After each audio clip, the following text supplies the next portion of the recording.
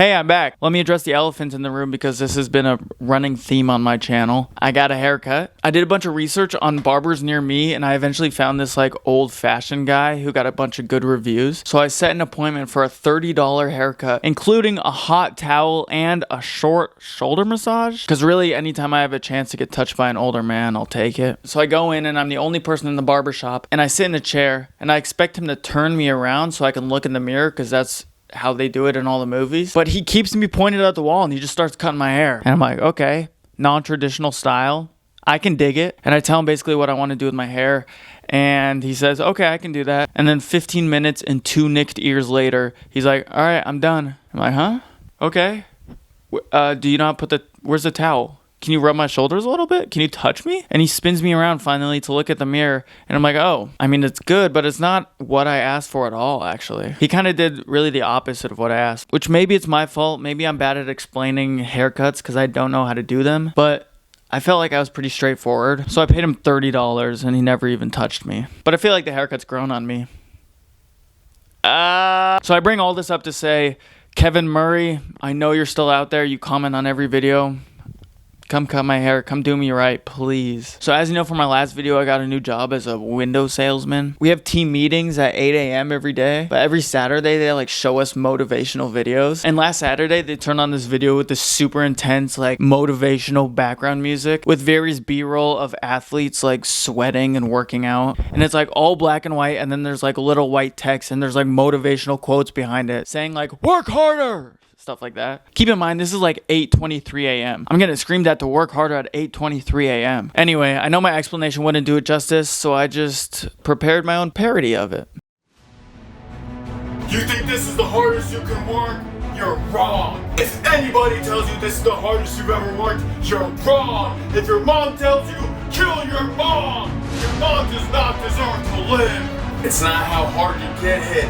It's about how hard you can keep going and getting hit and it keeps getting better and every day I wake up and hope you're dead. Then like I guarantee everything will be okay. I hope you get an illness and get hit by a car and die. Have you ever had a fried sandwich with eggs on it? Now are you gonna do 10 push-ups or are you gonna let the push-ups do you? Who's gonna carry the boats and the planes and the submarines and the tanks and all the other automobiles? You are gonna see me get sent to prison, Sheriff, and then you fog me off with that undrinkable wine, and you won't have my baby. My grandma did 7,200 pull-ups before she was even born. Do you listen to the Joe Rogan podcast? Well, you should. And I bet what you hated most is that they identified me as the co-founder of Facebook, which I am. So you better lawyer up, because I'm not coming back for 30%. I'm coming back for everything. Curb stomp him, baby!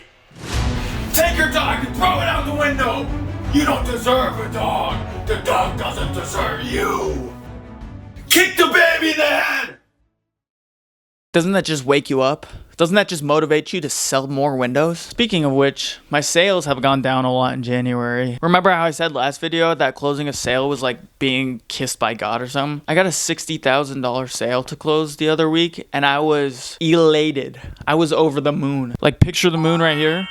This is me. I'm over it. I got so excited that I sent a gif of Kendrick Lamar dancing to my boss. Woke up looking for the proudly happy.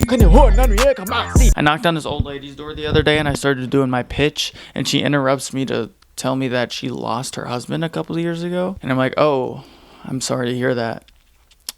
Did you ever find him? And then she starts talking about her surgeries that she's had recently, which old people in general just love talking about the surgeries that they get. I don't know if it's like the only thing that's happening to them. I'm sure it's not. They're all like, oh, how you doing? I got a colonoscopy yesterday.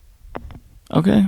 I mean, sure. Actually, I don't know why I'm making fun of it. That's cool. I think everybody should tell everybody else about major surgeries that happen to them all the time. But some old people I think are just lonely and they want somebody to talk to, which is sad. And I try to entertain them for about 3 minutes. I can do about 3 minutes before I'm like, yeah, I gotta go. You're not interested in windows? I gotta go. Sometimes they'll pretend to be interested in windows just so they can keep talking to me. And then I try to set up an appointment after like 5 minutes of conversation and they're like, oh no, I don't need windows. Like you told me you needed windows. I gave you a 1.5 minute long pitch and you told me about a colonoscopy or whatever you got last week. Colonoscopy. Colonoscopy. Bypass. What's the bypass surgery? Something bypass. Placenta bypass. Gastro. Oh, I'm going to look this up. I'm just going to look up popular bypass surgery. Oh, most common. That's a better way of saying it. Coronary artery bypass graft. Nah, it's not that one. Gastric bypass. That's what it is. Gastric bypass surgery. Anyway, thanks for watching the video. I hope you all have a blessed day. And remember, I don't know what to remember. Just remember something.